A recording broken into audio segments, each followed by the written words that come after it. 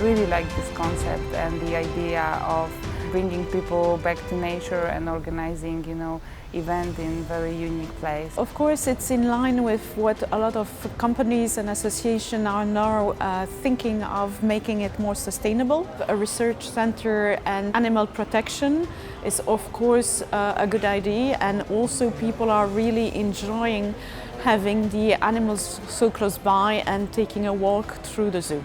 If we all stick together as organizers and we focus on sustainability, we make a difference. It might be small, but it might be a difference. So the venue is really a perfect spot for us. On one side, it's a very good location. It's close to the Antwerp Central Station, which gives access to the airport. And in addition, we have all the greeneries that surround it with the zoo.